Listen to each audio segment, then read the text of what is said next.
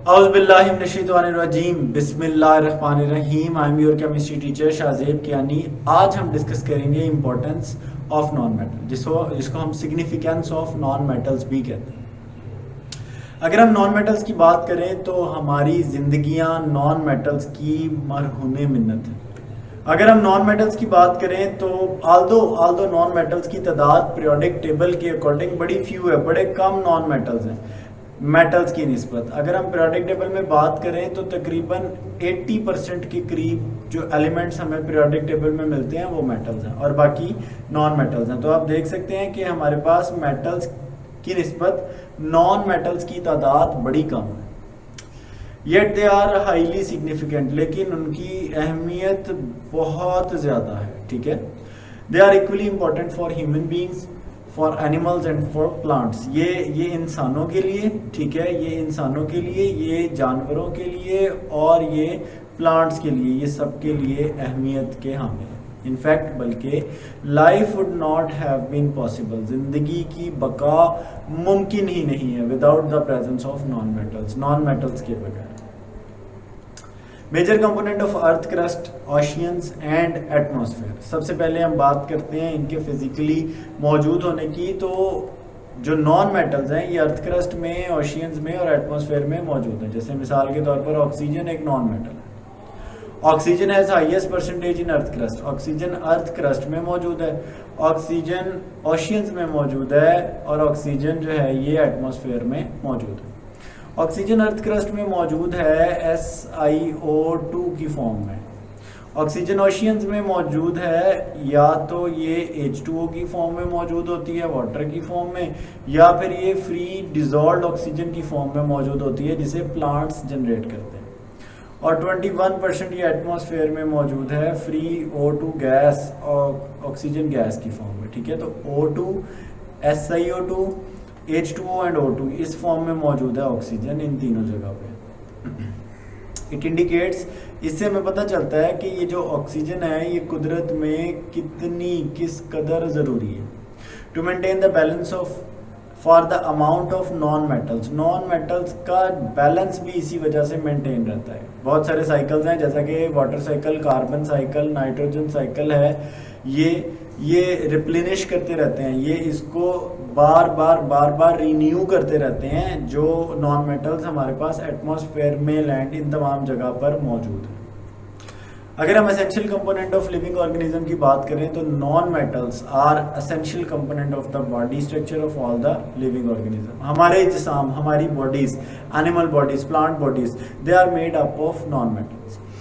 अगर human body की बात करें तो ह्यूमन बॉडी तकरीबन 28 एलिमेंट से मिलकर बनी हुई है, जिनमें से 96% of the mass of body सिर्फ 4 नॉन मेटालिक एलिमेंट से बना हुआ है। जिसमें पहले नंबर पे आ जाता है जी ऑक्सीजन विच इज़ 65%, फिर आ जाता है कार्बन विच इज़ 18%, फिर आ जाता है hydrogen which is 10% and nitrogen 3%। ठीक है, तो मैं यहाँ पर लिख देता हूँ ऑक्सीजन के बाद लेट से नाइट्रोजन, कार्बन और हाइड्रोजन। ठीक है, ऑक्सीजन की बात करें तो ऑक्सीजन है 65%।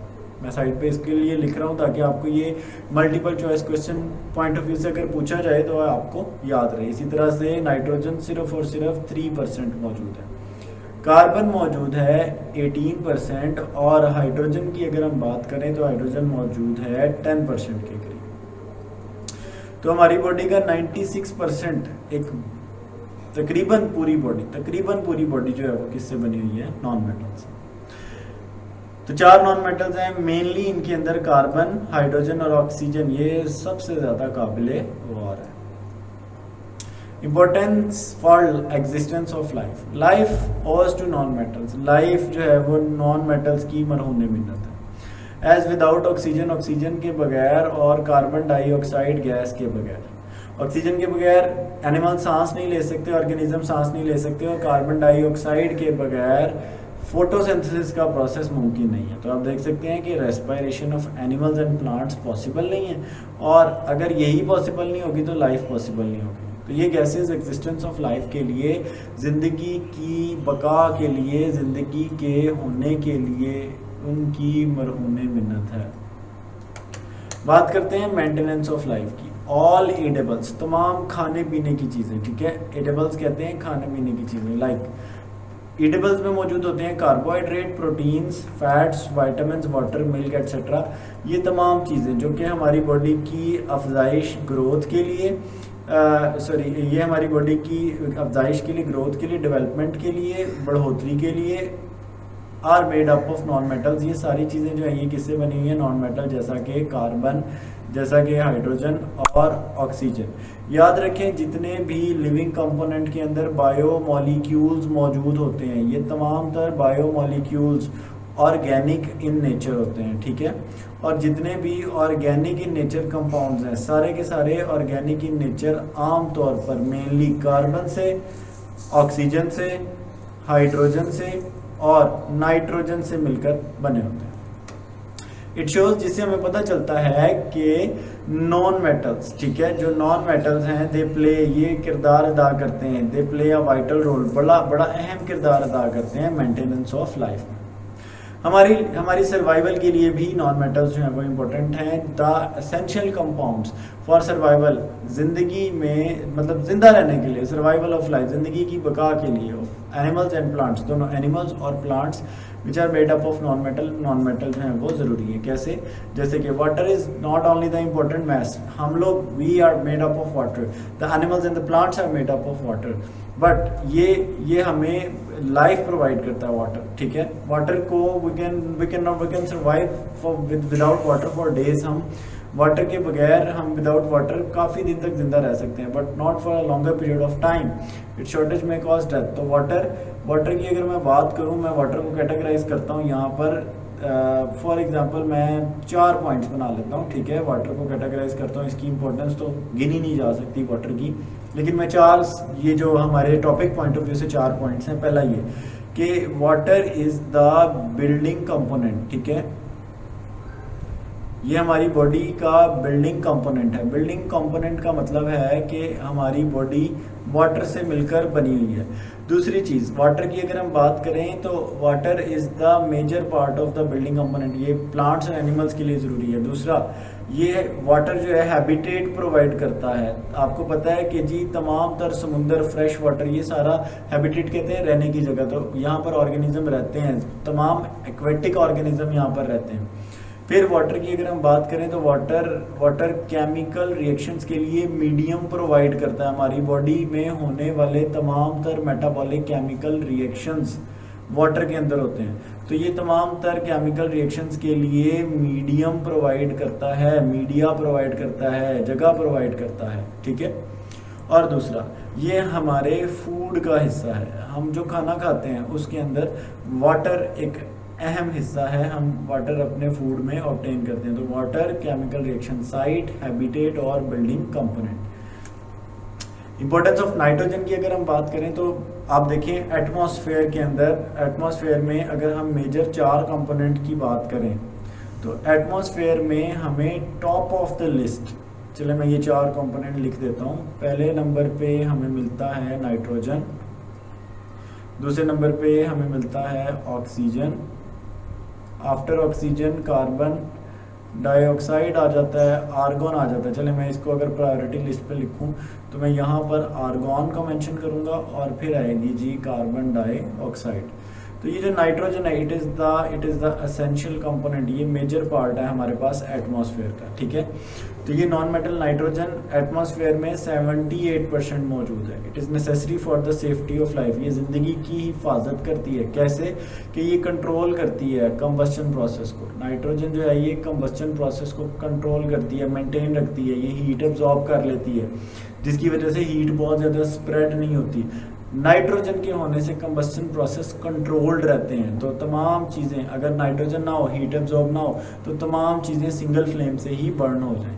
ना सिर्फ ये इसको कंट्रोल करती है बल्कि ये नॉन मेटल्स जो हैं ये एसेंशियल रोल प्ले करते हैं कम्युनिकेशन में, ठीक है। कम्युनिकेशन इंडस्ट्रीज़ में जितनी भी चीज़ें आपके पास वायर्स, फाइबर ऑप्टिक्स, ये सारी चीज़ें नॉन मेटल से बनी हैं।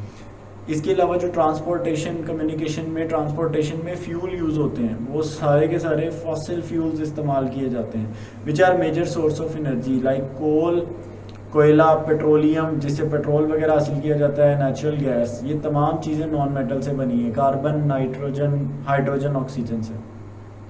और कोल, पेट्रोलियम और नेचुरल गैस की अगर बात करें तो ये प्योरली हाइड्रोकार्बन है, यानी कार्बन और हाइड्रोजन से मिलकर बने हैं।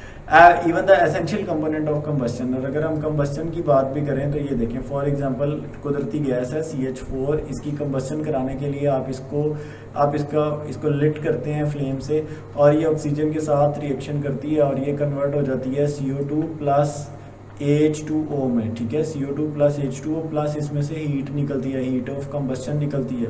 तो आप देखें इसमें भी हमारे पास जो तमाम तर कंपोनेंट्स हैं, ये कार्बन, इसका पहला कंपोनेंट लेट से कार्बन आ गया, ठीक है, फिर दूसरा कंपोनेंट आ गया हमारे पास हाइड्रोजन, और तीसरा कंपोनेंट आ गया हमारे पास oxygen. Carbon, hydrogen, oxygen, carbon भी नॉन मेटल, हाइड्रोजन भी नॉन मेटल, ऑक्सीजन भी नॉन मेटल। तो ये सारे के सारे, मैं बड़ा सा करके यहाँ पर लिख देता हूँ कि ये सारे के सारे नॉन मेटल्स हैं, ठीक है, ये सारे के सारे नॉन मेटल्स हैं।